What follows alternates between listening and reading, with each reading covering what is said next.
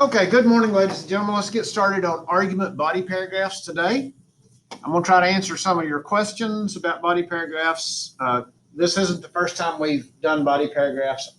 We know that. So I'm going to move through these fairly quickly. I'm not going to spend we're not going to address it like this is the first time you've heard it because it is. This is like the third time we've talked about it so far this year. But, each time I think you all get a little better at it. That's why we do it over and over. But anyway. So remember, we're talking about for the exam, right? This whole week we've been talking about the differences in writing for the exam and writing a full-blown essay, class essay or something like that. So our focus is on the exam. The body paragraphs, so on, really don't change that much, right? The introduction changes, we talked about that yesterday. The conclusion changes, we'll talk about that Monday. But because they're much briefer, right? Much more succinct to the point.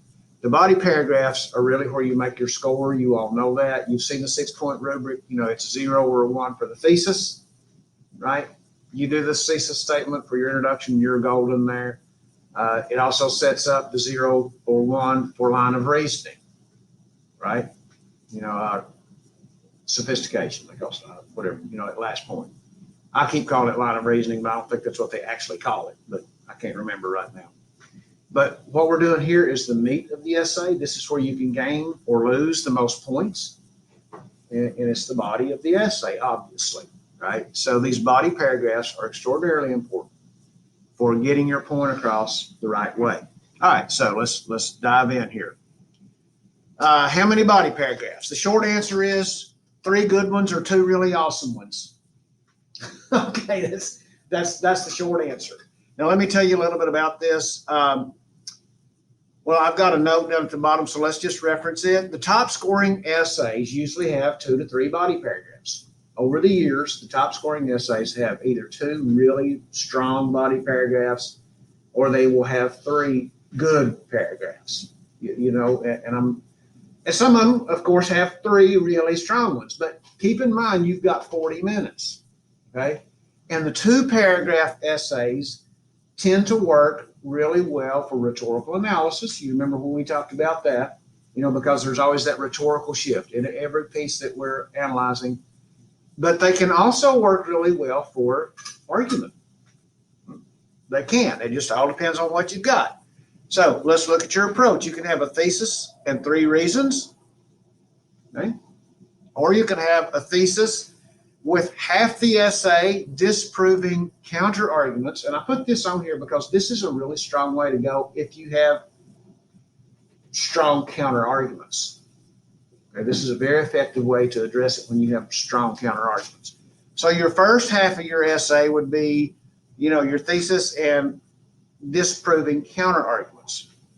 Now you're still going to do it just like you're proving your own. You're going to have reasons, you're going to have explanations, and so on like that, just like any other. But your point in that first half is going to be to disprove the really strong counter arguments. Yes, plural. Usually. All right. So, half is disproving, half is proving your point. So you really have 2 rather involved body paragraphs. All right. Now I've told you top scoring have 2 to 3. Okay, 2.5 pages long, handwritten. Are any of y'all doing the handwritten option this year? You have that option. You can do handwritten or you can do online. Okay, that should have been in the information that you were sent by our AP coordinator. Are you not familiar with that? Well, actually, on the date thing that I sent out, and I know a lot of people don't read those, the first administration is a paper test administered in school. Okay. So you can choose to do the paper test in school. Now, here's the thing. You will handwrite your essays. And I mean, that's cool. I mean, that's why we've done it for years. There's a slight problem with that for some folks, and that is that you haven't been handwriting essays. It's probably been a year and a half since you've handwritten an essay, right? Everything you're doing is online. So, whatever you think is going to work better for you, that's what you need to do. And that's entirely up to you. So that I'm not leaning one way or another. I was talking to Mr. Conforti this morning, and he said he's suggesting to his kids to do the handwritten. And I said, well, that's cool. I said, the problem I have with encouraging my kids to do handwritten is they haven't done handwritten all year. So it would be I'm afraid it would be unsettling for you to sit down for a high stakes test and handwrite your essays when you have not done it all year, and your sense of timing is going to be way off. You're figuring out, pretty well how long it takes you to write something when you're typing it. And if you don't practice handwriting essays, which in a normal year we do that, we do handwritten timed essays, in the the last third of the year, to make sure everybody gets that timing down and all that kind of stuff, right? And like how to make corrections on handwritten essays. So it's a whole nother skill. Right? You do what you want to do, but I'm not going to push you to do the handwritten. Right? So I just don't think that would be the right thing to do. The key is 40 minutes. In the handwritten essays, the highest scoring ones average 2.5 pages. That's like front, back, and then half of another page. So that's about, because people always ask, well, how long should it be? Well, let's say, won't get into that. So how many? Let's move on. We have a topic sentence template for you. This is topic sentence for the paragraph, right? For the body paragraph. You got transition language. You've got your topic that's connected to your thesis. You reference your example. You don't spell it all out. You just kind of mention the example that you're going to be talking about in that, by example, I mean, your evidence, right? You just kind of mention that in your topic sentence, and then you tell how the argument relates to your thesis. That's in the topic sentence. Got it?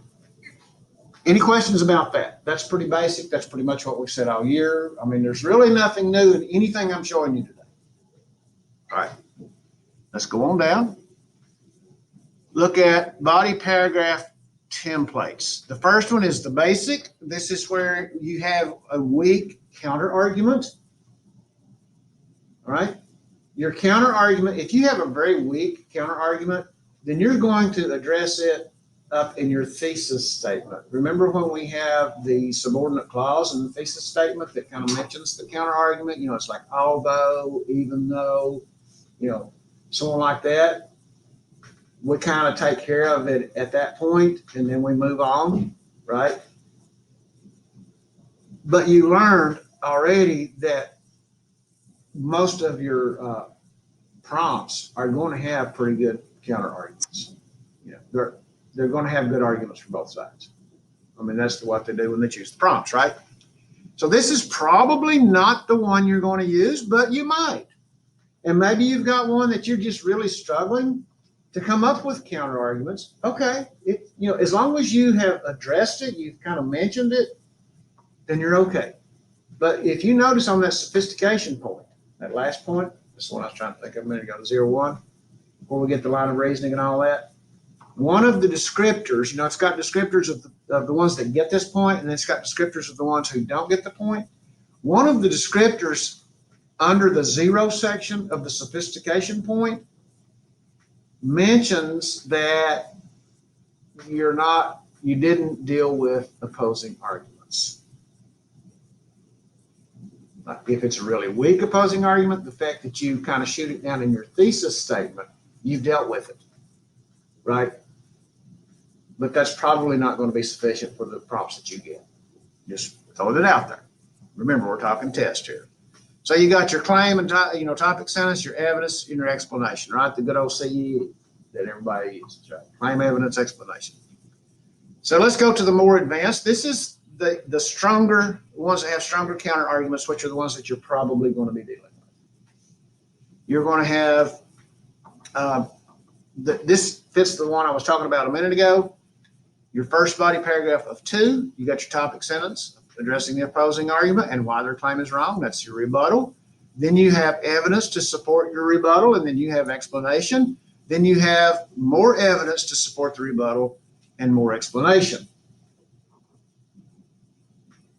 Okay? So what are we looking at? Well, you've got a topic sentence, then you've got evidence to support your rebuttal, and that's probably going to be a sentence. Okay, two at most is probably going to be a sentence. And then you've got your explanation, and this is the meat, right? This is where you make your points. It's in the explanation. And then you do it again. You give different evidence and then more explanation. Your second paragraph in that template would be where you address your argument. First, you're saying why the opposition is weak. Okay, we're not going to use the word wrong. We're going to say why it's weak or why we disagree with their side.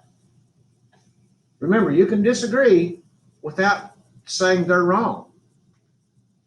You can have a problem with their point, right? And you think it has a weakness, and you are addressing those weaknesses to their point. That's what you're doing. Then you're going to give the strengths to your point. Second paragraph, second body paragraph. Same thing, CEE. Why your argument's better, your evidence, and then your explanation. More evidence, more explanation. Now, here's what I want you to do. And by the way, you can have three, like I said in the beginning, you can have three body paragraphs that each paragraph is making your point and explaining it and all that kind of stuff. And you can do that. That's the traditional way, and everybody knows how to do that. That's why I'm not spending a lot of time on it. Maybe I should add that in as that is, not just the basic. Okay. So here's your assignment today. I want you to compose each of your body paragraphs. Remember, you did your thesis statement yesterday, right? So today, I want you to compose your body paragraphs, whether you're doing 2 or 3.